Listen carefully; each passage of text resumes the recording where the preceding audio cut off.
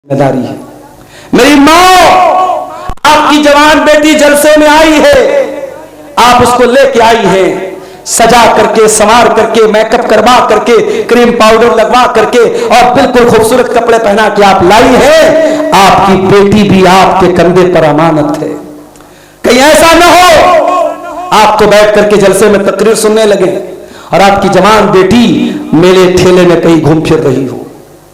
आज अपने बच्चों और बच्चियों के बारे में आंखें बंद मत करो, अंधा विश्वास मत करो। लड़का कहां जा रहा है, लड़की कहां जा रही है। लड़की को आपने 1000 का मोबाइल दिलाया, उसके पास 25,000 का मोबाइल कहां से आया, क्या पूछने का अधिकार आपको नहीं?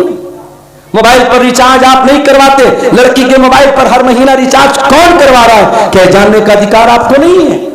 आपकी बेटी कॉलेज पढ़ने जाती है, 2 बजे स्कूल की छुट्टी हुई, कॉलेज की छुट्टी हुई, आपकी बेटी 5 बजे आ रही है, क्या आपको यह पता लगाने का अधिकार नहीं है कि आपकी बेटी कहां जा रही है? तरबियत के मामले में मेरे भाइयों, हमें और आपको जिम्मेदार बनना पड़ेगा। जिम्मेदार बनो और वैसे जिम्मेदार बनो जैसे हजरत जकरिया अलैहिस्सलाम जिम्मेदार थे। हजरत जकरिया अलैहिस्सलाम नबी थे अल्लाह के, और ऐसे नबी थे कि दिन रात मस्जिद में रहते थे। और उनकी साली की बेटी थी हजरत मरियम, और मरियम की जब मां का इंतकाल हो गया, न मां थी न बाप थे, तो मरियम की परवरिश कौन कर रहा है? उनके खालू कर रहे हैं हजरत जकरिया अलैहिस्सलाम।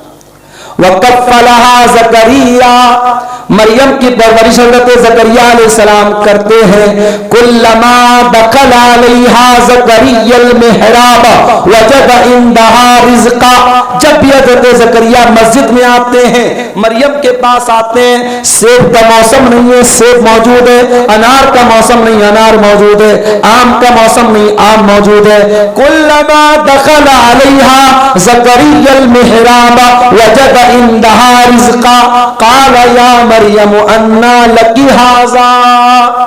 हज़रत ज़करिया सवाल करते हैं कि ऐ मरियम, ये बेमौसम का फल तेरे पास कहां से आया?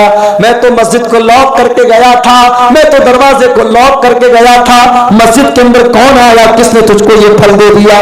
क़ालत हुवा मिन इंदिल्लाह, मरियम कहती है खालू जान, ये फल अल्लाह ताला की तरफ से आया है। अल्लाह ताला ने मुझको अपनी बंदी को ये फल दिया है, करामत के तौर पे अल्लाह ताला ने अपनी बंदी को ये फल दिया है। इन्नल्लाह यर्ज़ुक़ु मन यशा बिग़ैर हिसाब, अल्लाह जिसको चाहता है बेहिसाब रोजी देता है। हजरत ज़करिया ने देखा कि अगर मेरी इस भांजी के पास, मेरी साली की लड़की के पास, मरियम के पास अगर बेमौसम का फल आ सकता है, तो मैं 80 साल का बूढ़ा हो चुका हूं, मुझे अल्लाह औलाद क्यों नहीं दे सकता है? हुनालिका दआ ज़करिया रब्बहू, हज़रत ज़करिया ने अल्लाह की बारगाह में हाथ उठाया और दुआ की, रब्बि हबली मिन लदुनका ज़ुर्रियतन तय्यिबा इन्नका समीउद दुआ, ऐ अल्लाह तू मुझे नेक औलाद दे दे, नेक बेटा दे दे, सबकी दुआ को तू सुनता है, तू मेरी भी दुआ सुन ले। तो गार्जियन बनो तो ऐसे बनो मेरे भाई, जिम्मेदार बनो तो ऐसे बनो। लड़के और लड़कियों की तरबियत करना इस दौर में माँ बाप के लिए बहुत बड़ा चैलेंज है। मेरी 2 साल की बच्ची है, मोबाइल आजकल बच्चे कहां मानते हैं, लेकिन हमने मोबाइल, ठीक है बच्चे ले रहे मोबाइल, लेकिन मोबाइल को मजबूरी बना देना। बास घरों में क्या होता है, बच्चा खाना नहीं खाता जब तक मोबाइल हाथ में न दे दो, ये मजबूरी बना दिया आपने। मोबाइल का इस कदर रसिया बना रहे बच्चों को, ये बच्चे जब बड़े होंगे, इनकी आंखों पर, इनके दिमाग पर, इनके जहन पर मोबाइल का कितना गलत असर पड़ेगा शायद आपको तसव्वुर नहीं है। कभी आप गौर कीजिएगा, ये छोटे बच्चे जो कार्टून देखते हैं, हमें लगता है यार वो तो यूट्यूब पर कार्टून देख रहा है, वो तो यूट्यूब पर बच्चों का प्रोग्राम देख रहे हैं। कभी गौर कीजिएगा, यूट्यूब पर आने वाले बच्चों के कार्यक्रम में, बच्चों के कार्टून में भी बहुत खूबसूरती के साथ स्लो पॉइजन, धीरे धीरे आपके बच्चों और बच्चियों को जहर दिया जा रहा है। बच्चों के, छोटे बच्चों के दिमाग में क्या डाला जा रहा है? एक बॉयफ्रेंड होता है, गर्लफ्रेंड होती है, लड़का लड़की में एक रिश्ता होता है गर्लफ्रेंड और बॉयफ्रेंड का। उसका अंजाम यह हुआ है कि आज जैसे ही लड़की जवान होती है, वो बॉयफ्रेंड की तलाश में निकल जाती है, और जैसे ही लड़का जवान होता है, वो गर्लफ्रेंड की तलाश में निकल जाता है। और आज इंस्टाग्राम और फेसबुक और व्हाट्सएप ने वो बेहयाई का सैलाब फैला के रखा है मेरे भाइयों कि बयान के बाहर है, बयान के बाहर है। और मैं कभी कभी एक बात कहता हूं कि अल्लाह के नबी ने जब यह फरमा दिया कि जब कोई मर्द किसी औरत से अकेले में मिलता है तो तीसरा शैतान होता है, तो क्या व्हाट्सएप पर तीसरा शैतान नहीं है?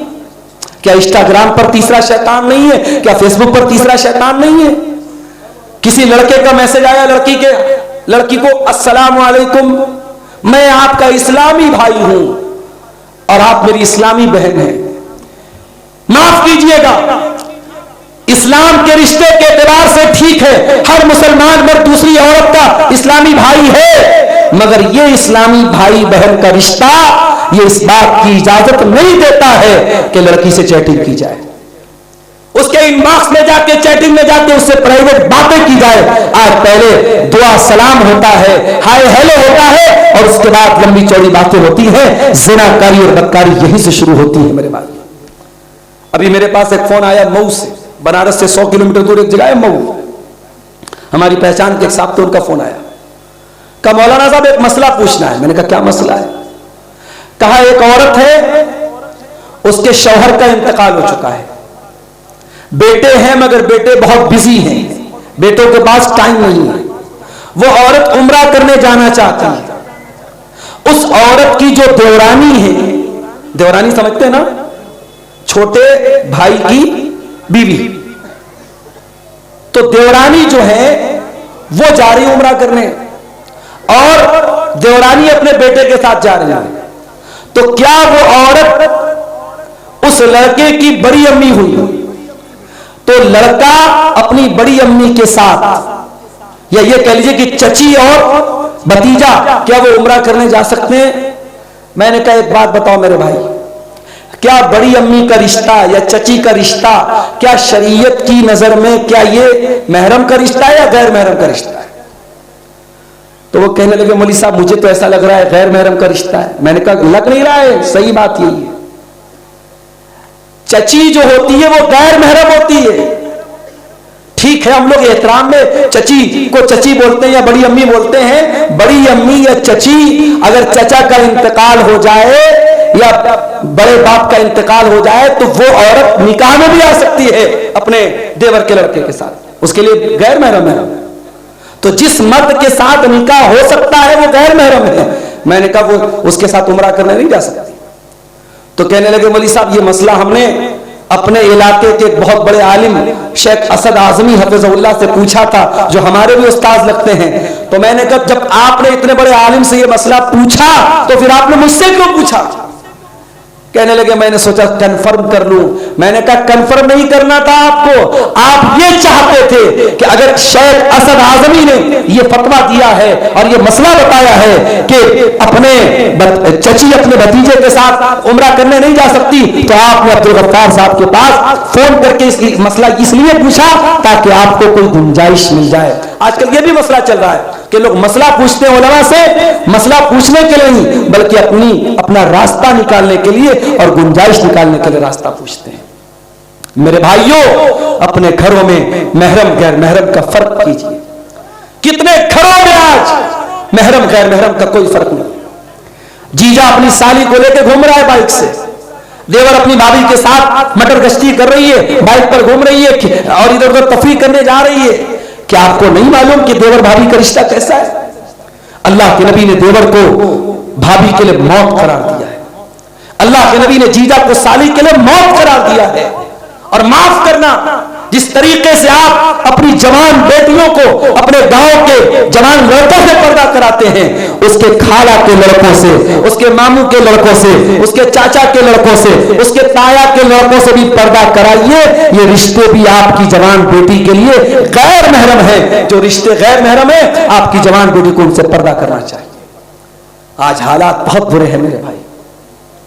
कल रात में मेरा प्रोग्राम था मुबारकपुर का इलाका, मौलाना सफीउर रहमान मुबारकपुरी के गांव में, हुसैनाबाद में मेरा प्रोग्राम था। और आपको मालूम होगा बनारस, मऊ और मुबारकपुर ये 3 इलाके ऐसे हैं जहां के बारे में ये बात बहुत मशहूर है कि वहां बहुत अच्छा माहौल है, मुस्लिम इलाका है, इस्लामी माहौल है और वहां की औरतें बहुत पर्दा करती हैं। ये सारी बातें बहुत मशहूर है। मगर अब धीरे धीरे हर जगह का माहौल खराब हो रहा है। मैं कार से जा रहा था बनारस से मुबारकपुर, रास्ते में जब मुबारकपुर पहुंचने वाला था, देखा हमारी कार के आगे एक और कार जा रही है और उस कार में, वो कार आजकल जो चली है ना जिसमें ऊपर का हिस्सा खोल देते, इसको ओपन रूफ वाली कार बोलते हैं, ओपन रूफ वाली कार थी। उसकी छत को खोला गया और 3-4 बुर्का नशीन लड़कियां उसमें से खड़ी होकर के सेल्फी ले रही हैं और अपना खड़ी होकर के मौज मस्ती कर रही हैं और जा रही हैं और पूरे जमाने को दिखा रही हैं कि हम नकाब में तो है, मगर ये नकाब हमें पर्दे में रखने के लिए नहीं है। हम नकाब में रह करके भी मटर गश्ती करती हैं, हम नकाब में रह करके भी बेहयाई करती हैं। मेरे प्यारे साथियों, इसीलिए मैं कहता हूं कि मुसलमान औरत को सिर्फ नकाब पहना देना ये काफी नहीं है, आपको तरबियत करनी पड़ेगी, आपको सिखाना पड़ेगा अपनी बच्चियों को कि तू नकाब क्यों पहनती है, तुझे नकाब पहनने का हुक्म क्यों दिया गया। इसलिए बाज़ उलमा कहते हैं कि कुरान की 2 सूरतें औरतों को जरूर सिखाई जाए, एक सूरह नूर जरूर सिखाई जाए, एक सूरह अहज़ाब जरूर सिखाई जाए। कभी मौका मिले अपने घर की औरतों को सूरह नूर और सूरह अहज़ाब ये तर्जमा और तफसीर के साथ जरूर अपनी बहनों को सिखा दीजिए, इसमें बड़ा सबक है आपके घर की औरतों के लिए। या अय्युहन नबी कुल अज़वाजिका व बनातिका, ऐ नबी अपनी बीवियों से कह दीजिए, अपनी बेटियों से कह दीजिए, व निसाइल मुमिनीन, और तमाम मोमिन औरतों से कह दीजिए, युदनीना अलैहिन्ना मिन जलाबिबिहिन्ना, जब वो अपने घर से निकले तो चादर डाल के निकले, नकाब पहन करके निकले, बुर्का पहन करके निकले। ज़ालिका अदना अन युरफ़ना फला युज़ैन, ये पर्दा पहचान बन जाएगा, ये नकाब पहचान बन जाएगा कि ये इज्जतदार घर की लड़कियां हैं, ये इज्जतदार घर की औरतें हैं और कोई उनको छेड़ने की जुर्रत नहीं करेगा।